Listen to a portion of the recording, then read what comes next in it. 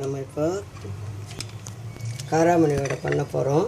அதுக்கு இந்த வெள்ளையோ சிகப்போ கருப்புலையோ 2-3 விதம் இருக்குது காராமணி. அதை மிக்சியில் போட்டு ஒரு சுற்றிட்டு 4 மணி நேரம் ஊற வச்சு நல்லா களைஞ்சி எடுத்துட்டா அப்படி இருக்கும்.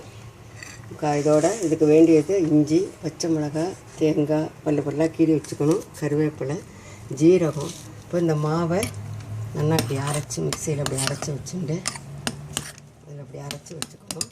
வச்சுட்டு கொஞ்சம் தேங்காய், கருவேப்பிலை, 2 ஜீரகம், இஞ்சி, பச்சை மிளகாய் எல்லாத்தையும் போட்டு இப்படி கலந்துட்டு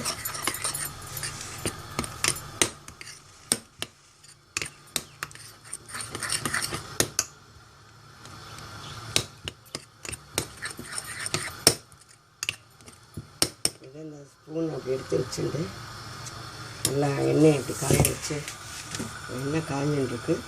அதில்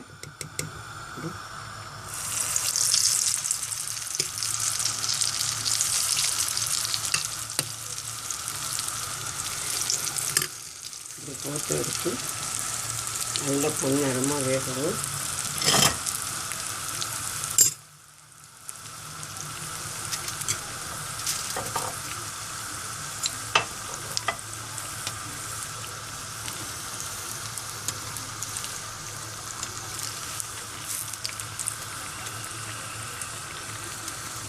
இந்த மாதிரி வந்த உடனே எடுத்து பொன்னிறமாக எடுத்து வச்சோன்னு சாஸோட சாப்பிட நல்லா புரதச்சத்து உள்ளது. குழந்தைகளும் விரும்பி சாப்பிடும்.